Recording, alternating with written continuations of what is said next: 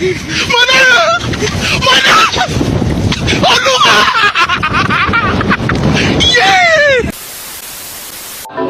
warahmatullahi wabarakatuh. Kami dari kelompok 5, kami akan menjelaskan tentang materi Perang Banjar dan Perang Aceh. Sebelumnya, perkenalkan, nama saya Atika Firani. Nama saya Fadil Wajib. Nama saya Titiani Fatimah. Nama saya Siti Khadijah. Nama saya Ade Purnama. Dan satu anggota kami, namanya Indra Sabrina, dia tidak masuk. Latar belakang perlawanan rakyat Aceh. Perang Aceh terjadi karena keinginan Belanda menguasai wilayah Kesultanan Aceh yang menjadi sangat penting setelah terusan Suez dibuka.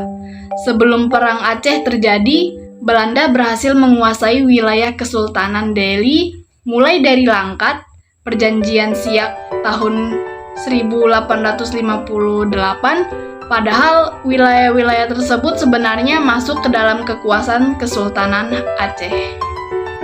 Tujuan perlawanan rakyat Aceh bertujuan untuk membebaskan diri dari perdagangan monopoli yang kerap akan dilakukan di wilayah Aceh. Selanjutnya, tokoh. Perda pertempuran Aceh yang terjadi selama kurang lebih 3 dekade memunculkan beberapa tokoh. Di antaranya yang pertama ada tokoh perang dari Aceh. Yang pertama ada Sultan Mahmud Syah, kedua Sultan Muhammad Daud Syah, yang ketiga Panglima Polem, yang keempat Tengku Cikditiro, yang kelima Teku Umar, yang keenam Cut Nyadin, yang terakhir Cuk Mutia. Selanjutnya ada tokoh perang dari Belanda. Yang pertama ada J.H.R. Kohler, yang kedua Jan van Swiete, yang ketiga Johannes Spel, yang keempat Henry Demini, yang kelima Godfried van Dalen, yang terakhir Johan Cornelis van der. Dampak positif. Masyarakat Aceh pada masa itu bisa belajar dari pengalaman tentang teknik perang licik Belanda. Di antaranya adalah beberapa orang Belanda yang menyamar menjadi kiai dan perilaku konflik kambing hitam Belanda. Dampak negatif. 1. Kesultanan Aceh runtuh. Pasukan Aceh terus mengalami kemunduran, membuat pemerintah Belanda berhasil menanamkan kekuasaannya di seluruh wilayah Kesultanan Aceh. Dan yang kedua, Teku Umar tewas. Dan yang ketiga, Masjid Baitur Rahman terbakar. Proses jalannya Perang Aceh. Pada tahun 1857, Perang Aceh dimulai ketika pasukan Belanda di bawah Mayor Jenderal J.H.R. Kohler menyerang Aceh. Para pejuang Aceh memberikan perlawanan yang cukup sengit. Namun Belanda berhasil menguasai Masjid Raya Baitur Rahman pada tahun 1873. Akhirnya Mayor Jenderal Kohler tewas dalam pertempuran tersebut. Kemudian Belanda kembali mendarat di pantai Aceh pada tahun 1873 yang dipimpin oleh Letnan Jenderal J. van Swieten. Meskipun pasukan Aceh telah melakukan serangan, mereka harus mengalah karena persenjataan Belanda yang lebih lengkap. Akhirnya pada tahun 1874, pasukan Belanda menduduki istana dan Sultan Mahmud Syah II bersama perjuang lainnya meninggalkan istana.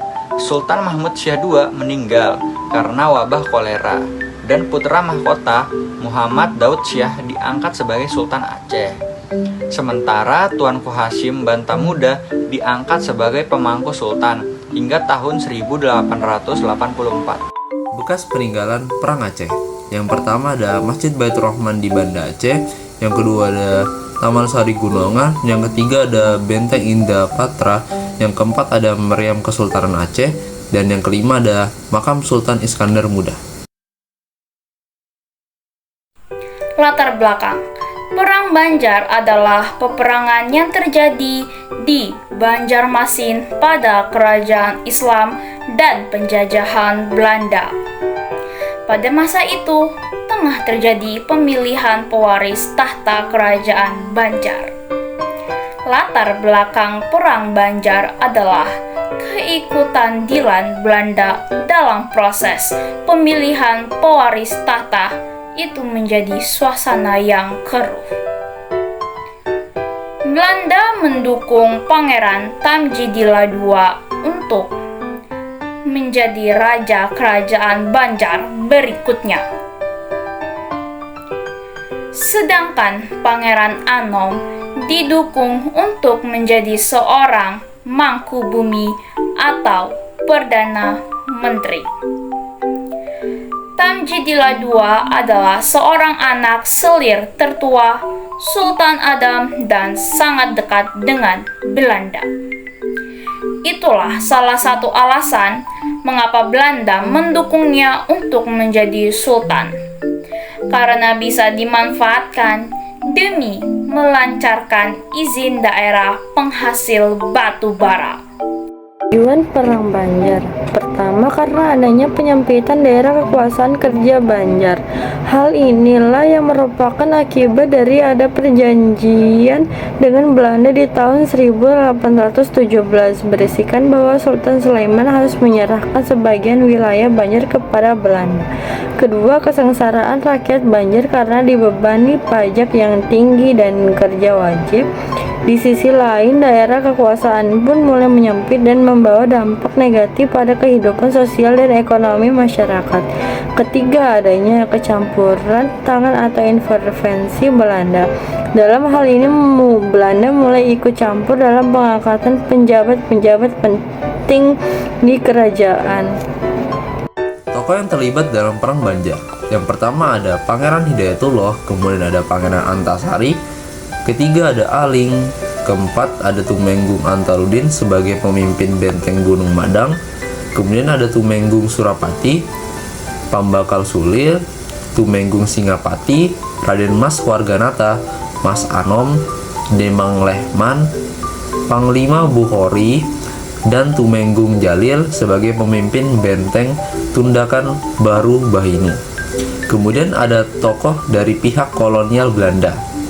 Yang pertama ada Augustus Johannes Andresen, yang kedua ada George Frederick Willem Borel, yang ketiga ada Karel Cornelis Bunik, yang keempat ada F.P. Cavalje, yang kelima ada P.P.H. Van Ham, yang keenam ada Karel van der Heyden. Tepatnya, terjadi penyatuan gerakan rakyat di bawah pimpinan Pangeran Antasari dan Pangeran Hidayatullah II. Meski sudah melakukan perlawanan dengan gigih dan pantang menyerah, pada akhirnya Belanda bisa mengatasi keadaan akibat kemenangan Belanda pada perang tersebut. Kesultanan Banjar kemudian dihapuskan. Keputusan ini diambil Belanda demi menghindari konflik lebih lanjut dan menghindari meletusnya perlawanan rakyat Kalimantan Selatan.